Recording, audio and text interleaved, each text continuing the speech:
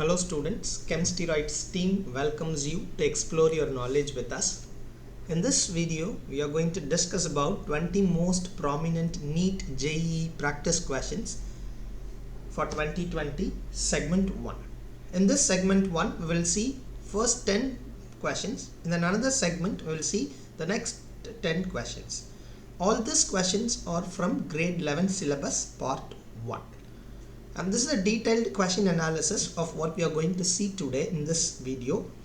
There are 10 questions picked from various topics of your grade 11. The topics include like basic concepts of chemistry, atomic structure, classification of elements, chemical bonding, thermodynamics and equilibrium.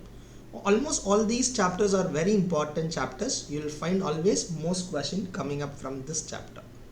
So let's go into the first question. Basic concepts of chemistry. A compound contains 70.5% carbon, 4.20% hydrogen, 11.8% nitrogen and 13.5% oxygen by mass, and they have asked for what is the formula. So how do you find the formula? So this type of questions, when it is asked, always find out the number of moles. Okay, so because if the data says we have to find out the number of moles, in order to find the number of moles, I'll suggest always go for this type of format. And let's see what are the elements given over here. The elements given up here is carbon, and then the next element which is given up is hydrogen, and the next element is nitrogen, and the next element is given as oxygen. Okay. So these are the data given. So out of 100%, 70.5, let me take initial mass as 100 gram.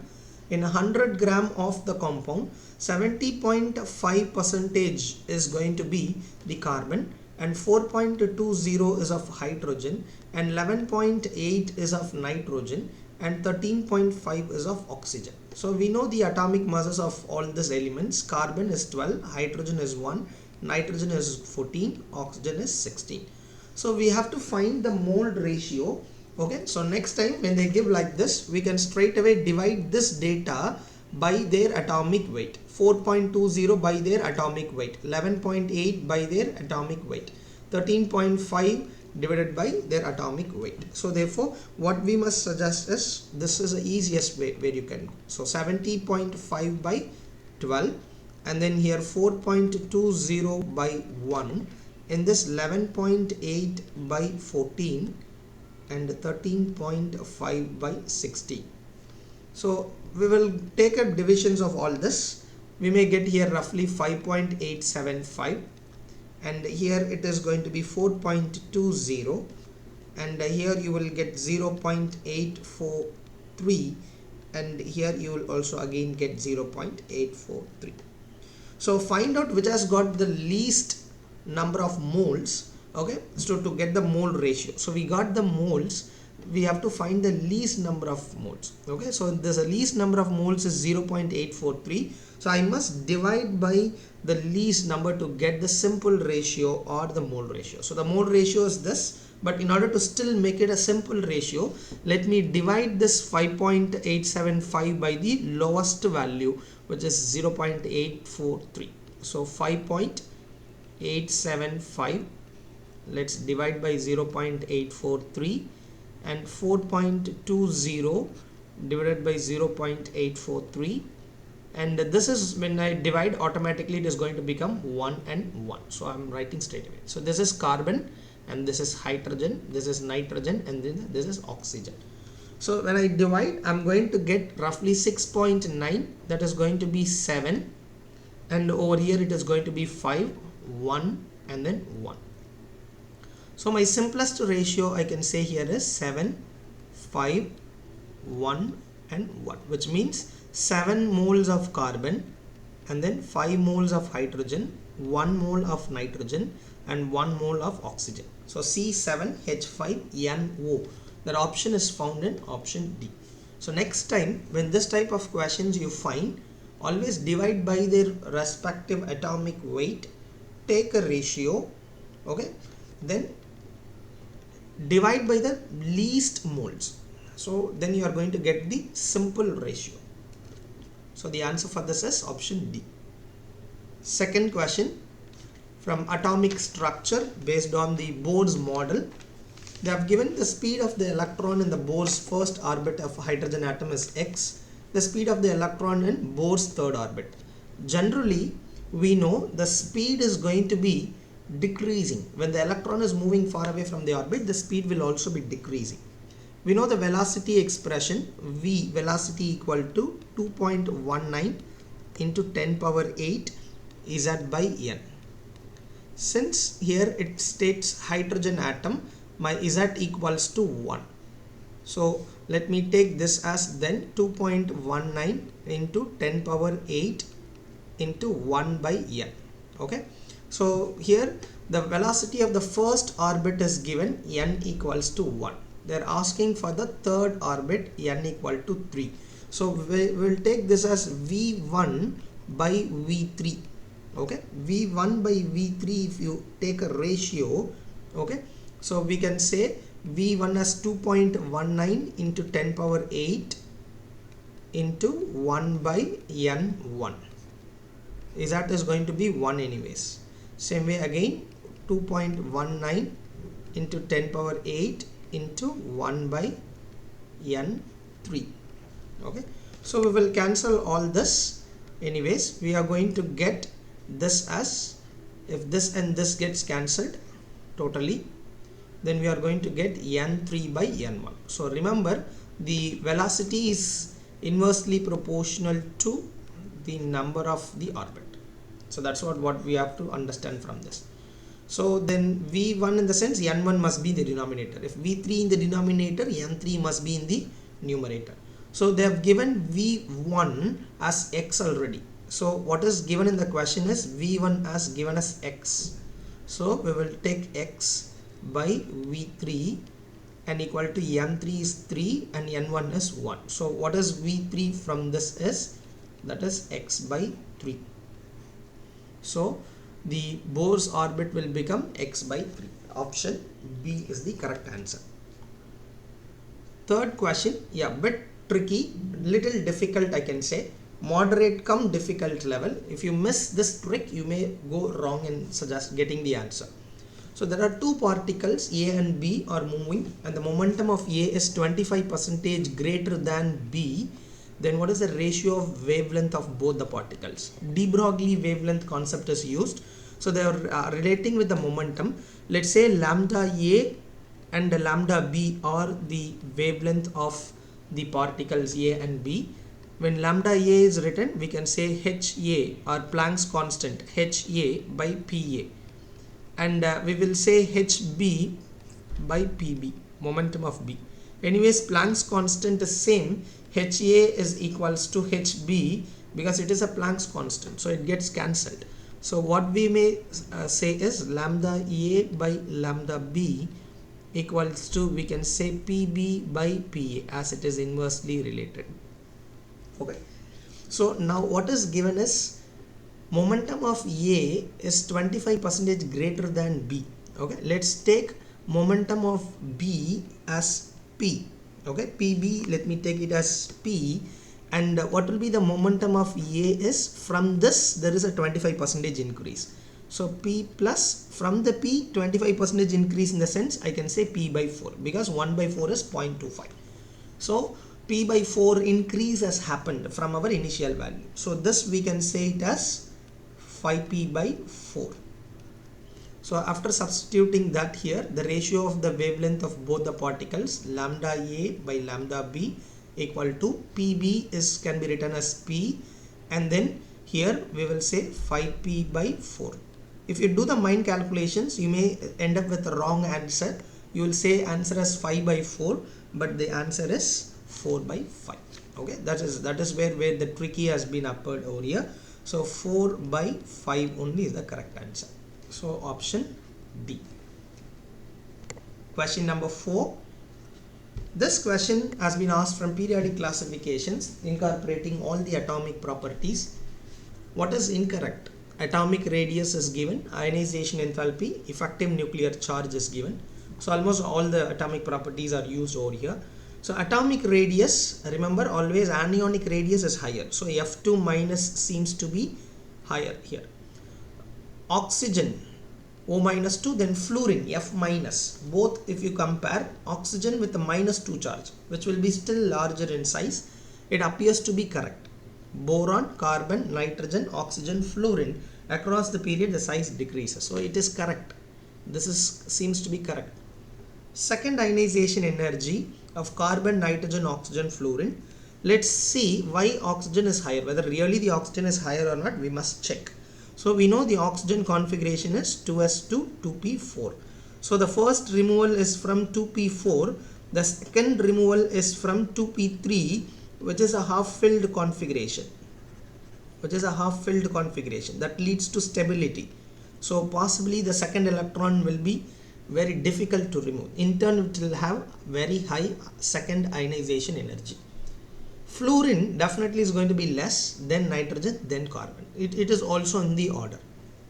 And effective nuclear charge, is going to increase with increase in the cationic charges, because the electrons are keep on reducing and the protonic charge still remains same. So then it should follow aluminium plus, aluminium 2 plus, then aluminium 3 plus. Okay, so this is also seems to be correct. If all is correct, then nothing is incorrect here. So we must go for saying it as none of this as the answer. Okay. Question number 5. Which of the following has fractional bond order? Which is a very easy question, but sometimes you make mistakes and you will take more time to decide your answers. What my suggestion is, understand the key concepts related to this question also. Find out the number of electrons. Oxygen, we know 8 electrons. There are 2 oxygen, 16 electrons. So 2 plus, which means 2 electrons are removed, totally 14 electrons. And over here 16, 2 oxygen, 16 electrons plus 2, so 18 electrons present here. And in this case, fluorine, we know atomic number is 9, so 2 fluorine, 18 electrons plus 2 more, so therefore the electrons has become 20 electrons. And H2, 2 plus 1, so over here 3 electrons. Remember, in a simple way, we know the nitrogen bond order is 3, N triple bond. So take 14 as your reference one. You can remember by taking 14 as your reference. If the electrons are 14, okay, then we may say the bond order is 3. Then 15, 16 electrons, 17 electrons, 18, 19, 20 electrons. This can be done in a reverse order, like 0.5 decrease you do. So here this is 2.5, this is here 2, and here it is going to be 1.5 and 1.5 and 20 electrons in bond order 0. Again, in this way also you can try to decrease, and we can start from, let's say, 10, 11, 12, 13. Yeah, this is going to be 2.5, 2.0, and then we can say 12 electrons as 2, 11 electrons as 1.5, and then here we will get 1. Okay, this is how the bond order is going to be decreasing. Instantly you can easily identify without using a bond order diagram. So this is the easiest trick what I can say on this question. When next time if you apply this questions, this concept, you are going to identify very quickly. So 14 electrons are given. So we know the 14 electrons, which means the bond order is going to be 3. 18 electrons, bond order is going to be 1. 20 electrons, bond order is 0. Of course, all has got some integers. So this should be definitely a fractional.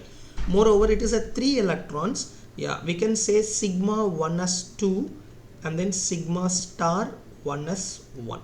So therefore bond order is, we may say 1 by 2, 2 minus 1. So which is going to be half.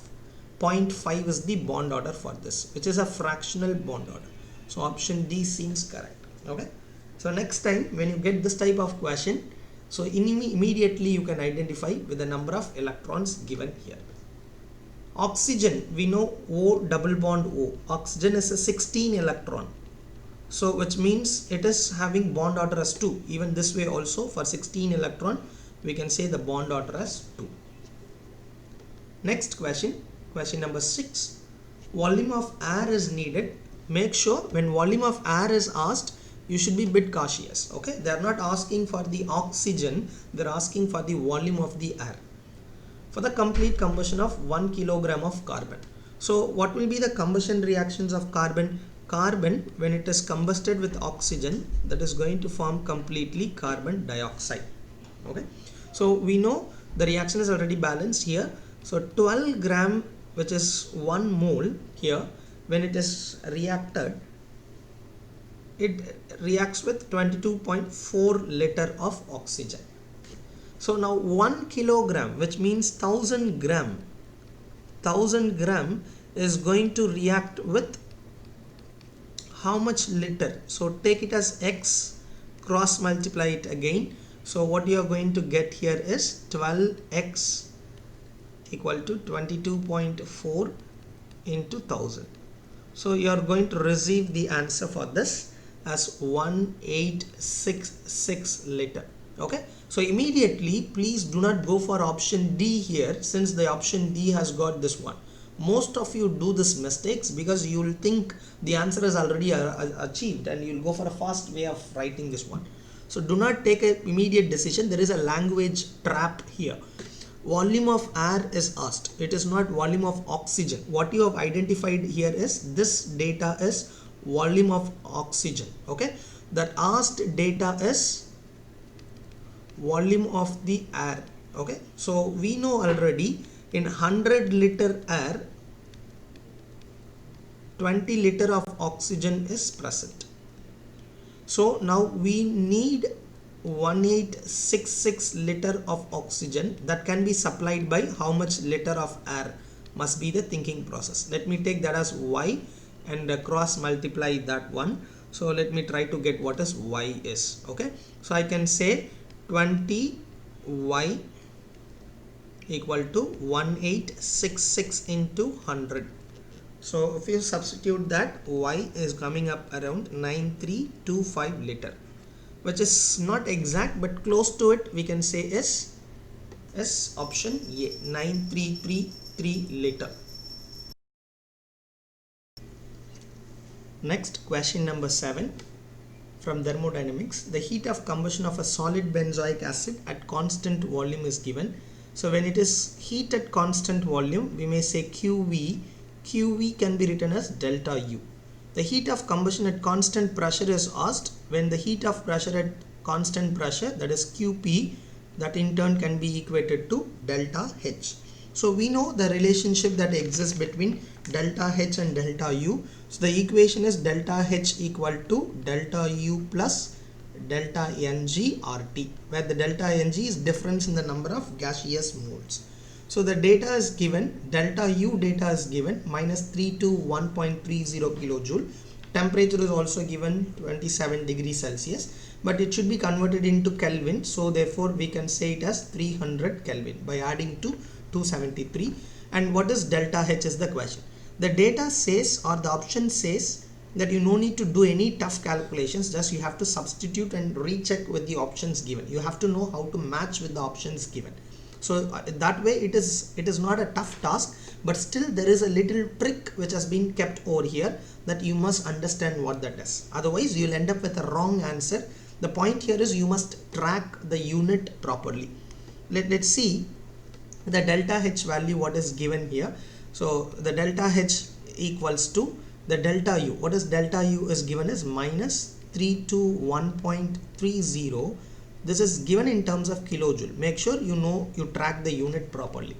Plus, now I need a delta Ng data for this badly. Okay, R will be generally 8.314 joules, but here it is given in kilojoule. So I must substitute R as R into 10 power minus 3. This is where many of you make a mistakes, because the R value of gas constant is, we will say 8.314 joule per Kelvin per mole.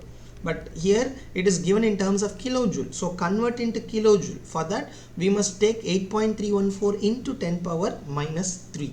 So temperature is given 300 here. Okay, so you can also match the unit. You can check it.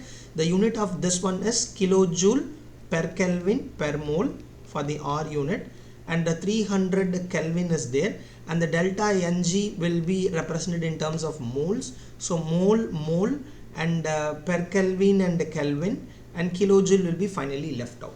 Okay, so this is how the units to be calculated. Now the next point is to find out what is delta Ng. Many of you make mistakes in calculating delta Ng. The question is very easy, but there are some possibilities to go for a wrong way of calculating. Let's go for writing the combustion reactions of benzoic acid to find out what is delta Ng. So benzoic acid is C6H5 COOH, and here it is given clearly that it is a solid state. Okay, so which means it is a solid benzoic acid. If they give a gas or liquid, accordingly you have to take. Okay, then being a combustion reaction, it reacts with oxygen, it gets converted into carbon dioxide and then water. Now we must balance this reaction. How do we balance this reaction? Is now first check the number of carbon atoms. So there are 7 carbon atoms, 6 and 1. So let me write here 7 carbon dioxide. And then find out how many hydrogens are there. Here 5 and here 1, 6 hydrogens. So let me write here 3. So by that way, how many oxygen on this side or the right side is 14 oxygen, and plus here it is 3 into 1. So 3 oxygen. Totally you have got 17 oxygen in this case. So 17 oxygen in the sense already here we have got 2 oxygen present already. So how many yet to come is only 15. So when I write here 15, it becomes 30. So let me write 15 by 2, 30 by 2, again 15 will become.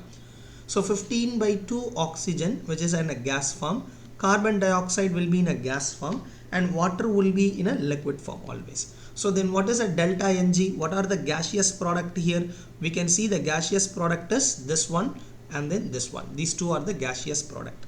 So therefore what we must suggest is delta Ng is number of gaseous moles of products minus reactant. So 7 minus 15 by 2. 14 minus 15 by 2, that is turns out to be minus 1 by 2. So substituting in this expression, I am going to get as minus 321.3 plus minus 1 by 2, I can write it as minus 0.5.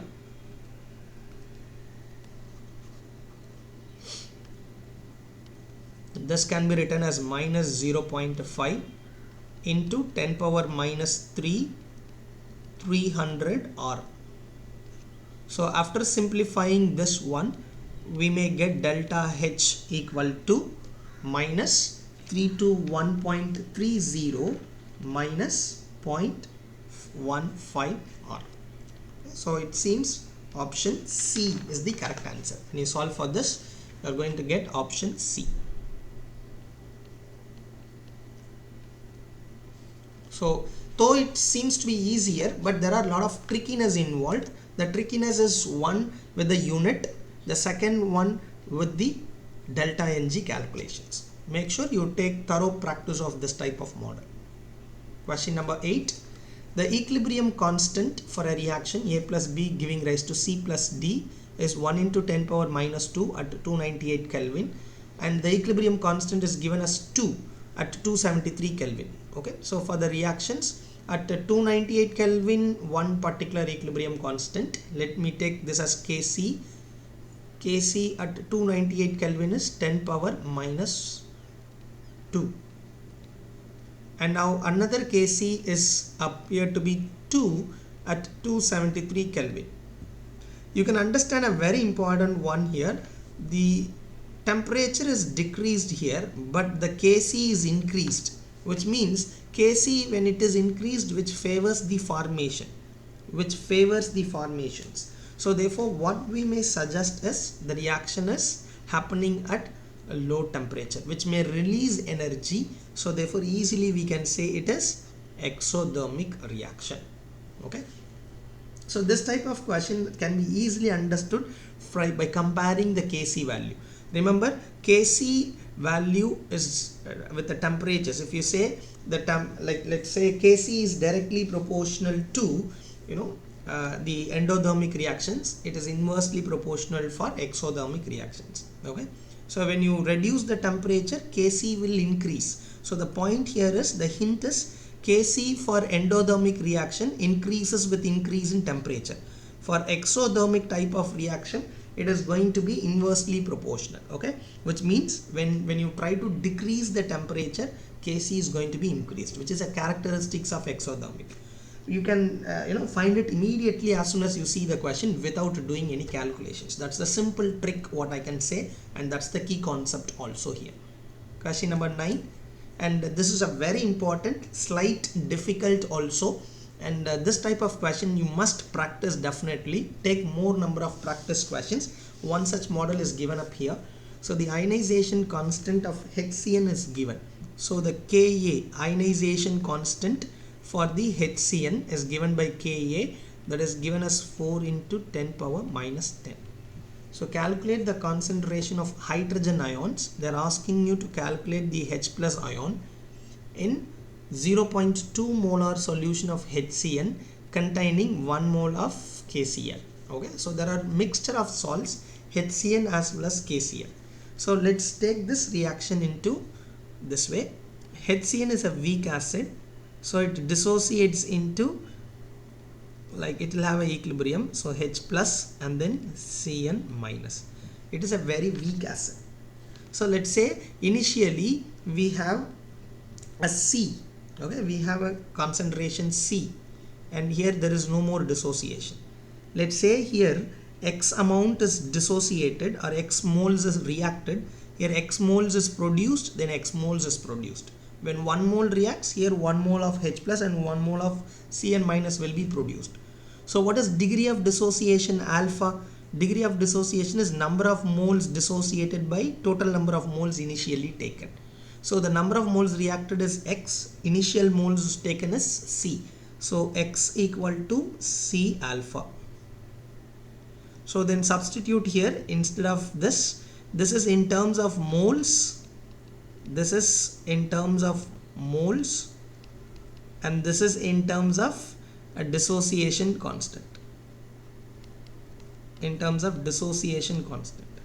So it is C alpha, and same way here plus C alpha plus C alpha. So we may say C minus C alpha, C alpha, C alpha will be existing at the final. Now we have a KCN of 1 mole. Okay, let's take a KCN data here. KCN is going to dissociate completely. It is a salt. So K plus and then Cn minus, that containing 1 mole per liter. So all the 1 mole will be dissociated. So therefore this will be the data. Okay. So now you can understand the concentration of Cn minus in this solution is because of HCN as well as because of KCl. Okay. So from the HCN it will be of C alpha, from KCN it will be of 1. So we know dissociation constant for the weak acid HCN Ka can be written as concentration of H plus concentration of Cn minus divided by concentration of HCl. Okay.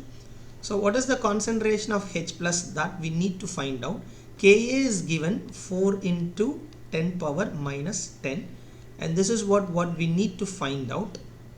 And the Cn minus, I can say 1 plus C alpha, but C alpha is a very less amount gets dissociated. I can neglect, because 1, when comparative to 1, the C alpha will be much lesser, so I can neglect. This is where most of you make mistakes. So remember, this is neglected, and the concentration of HCN initially what you had is 0.2 molar of HCN. So therefore here we must say 0.2. So this becomes cancelled, anyways it gets neglected. So then what is the concentration of H plus is 8 into 10 power minus 11. So the option that has been found in that is option D.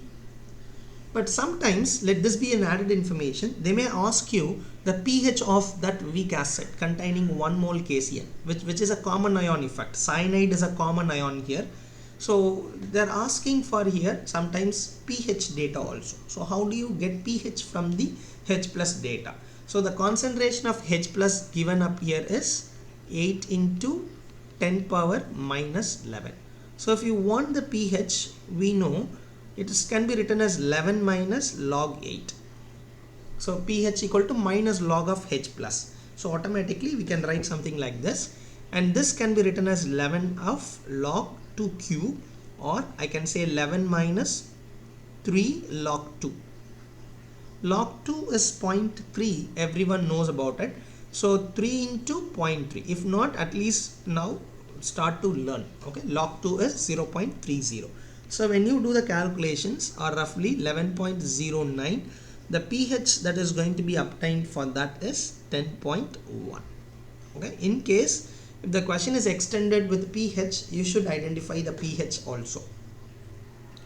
Next question, question number 10, which involves again Kp-Kc relationship. We know again Kp equal to Kc RT power delta Ng. So what all we need to do is find out the correct delta Ng. Here everything is given, very simple. I don't think so you will find it difficult. So find out the number of moles here, which is 2, and here it is 4. Okay, so 2 minus 4, the delta Ng value is going to be minus 2. Over here it is 2, sorry, over here it is going to be 3. So 2 minus 3, that is going to be minus 1. And over here PCl3 and Cl2, here it is 2, and here it is 1. 2 minus 1, that is going to be 1. And please make a note, this is solid, do not consider, here it is 0. So first find out that one. Over here it is 2, so 2 minus 0, that is going to be 2. Okay, so we can easily find, and this is A has got minus 2, this is for A, and B minus 1, so this is B, and C with 1, and D with 2. So find the matching of this one. A with 2, only one options I can find here, that is a code 2. So option 2 seems like a correct option. Thank you. Visit again, get electrified with Chem Steroids team. Expect the another video of another 10 questions, and the questions, most of the questions has been picked from even NTA. So make sure you practice thoroughly. Thank you. Thank you again.